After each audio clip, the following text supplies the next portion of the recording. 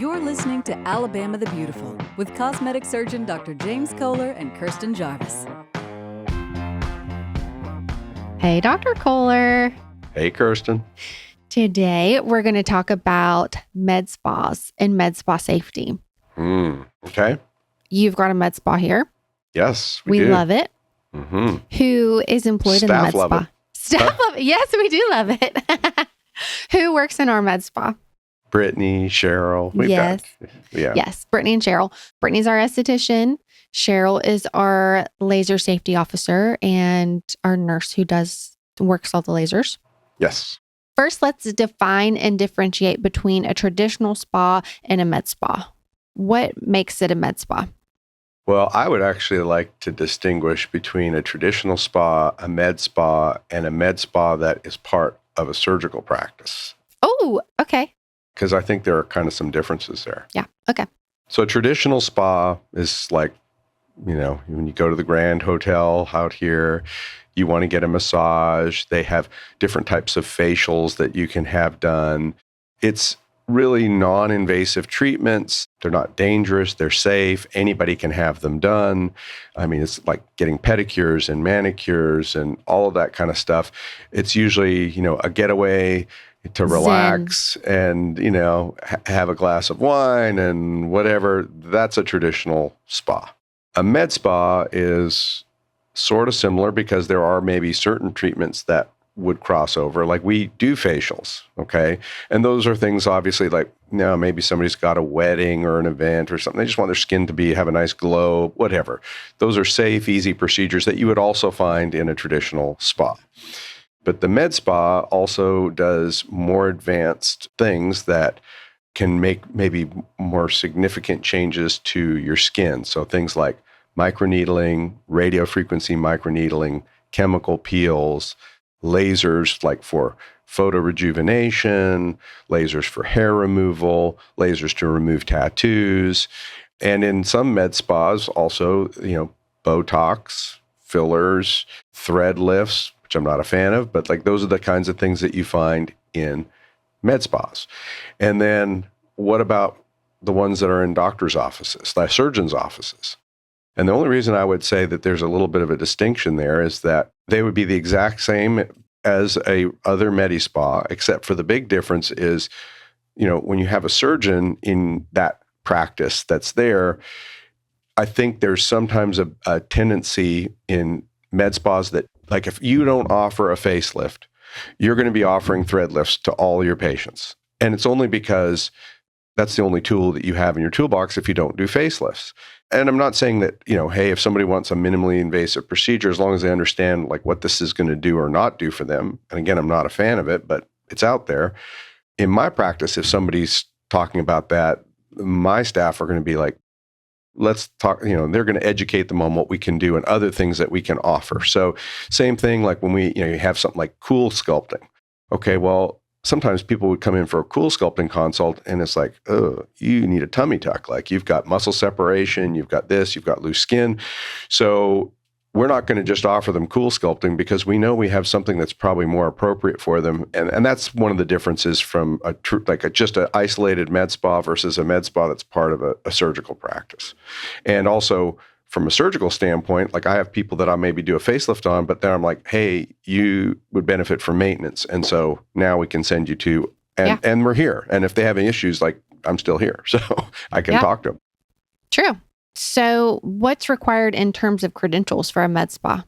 Well, the med spa has to be a, physician-run facility, and there needs to be a medical director, somebody who's overseeing it all. They need to be available.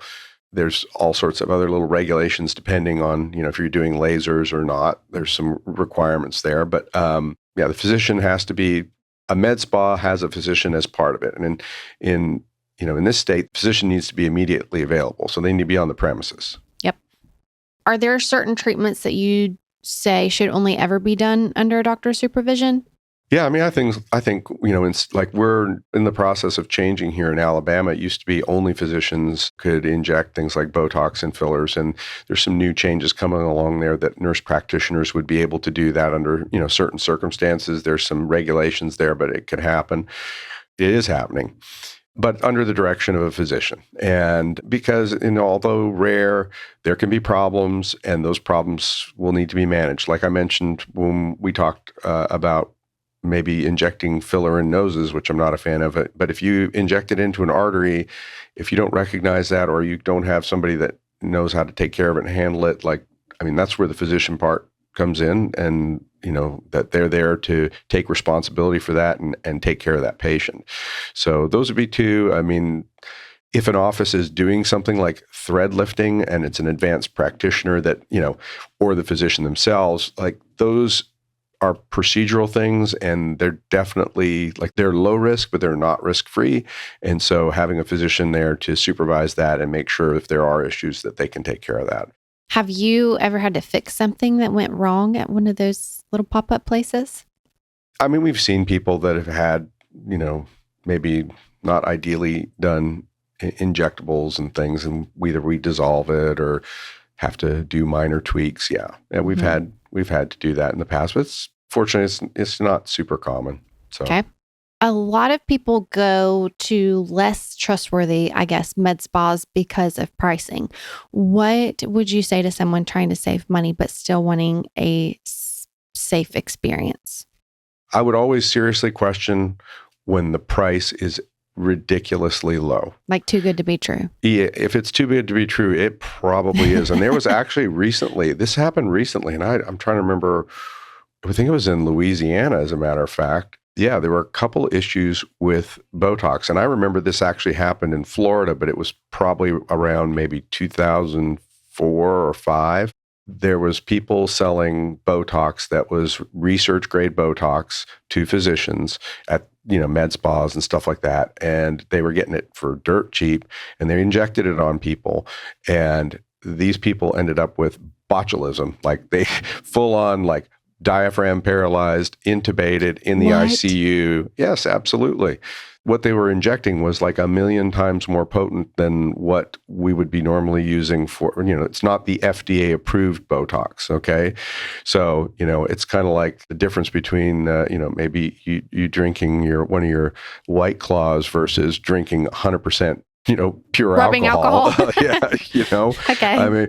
So anyhow, the point is a similar thing recently happened with some less, it was, and usually it's these low price places that are doing some stuff. And again, fortunately, most people are doing things on the up and up, but I don't know, when it's so too low, I always question it. There's something there. Yeah. Any cautionary tales? We kind of just talked about one, but, I think, you want to go to a facility that looks clean, is clean, when you go in there, that people act professional, that you have qualified people, nurses, whatever, nurse practitioners, know who's treating you. And, I think over time, people who do good work, the word gets out. So, obviously, I think for these types of things, referral from friends who I've had great experiences, those are good things. Yeah. Very true. We've got a lot of repeat customers because of the great customer service that our girls give. So, and Dr. Koehler. Thank you. Okay. Do you have a burning question for Dr. Koehler or me? You can leave us a voicemail on our podcast website at alabamathebeautifulpodcast.com. We'd love to hear from you. Thanks, Dr. Koehler. Thanks, Kirstin. Go back to making Alabama beautiful. I'm on it. Got a question for Dr. Koehler? Leave us a voicemail at alabamathebeautifulpodcast.com. Dr. James Koehler is a cosmetic surgeon practicing in Fairhope, Alabama. To learn more about Dr. Koehler and Eastern Shore Cosmetic Surgery, go to easternshorecosmeticsurgery.com. The commentary in this podcast represents opinion and does not present medical advice, but general information that does not necessarily relate to the specific conditions of any individual patient. If you enjoyed this episode, please share it and subscribe to Alabama the Beautiful on YouTube, Apple Podcasts, Spotify, or wherever you like to listen to podcasts. Follow us on Instagram at Eastern Shore Cosmetic Surgery. Alabama the Beautiful is a production of The Axis, THEAXIS.io.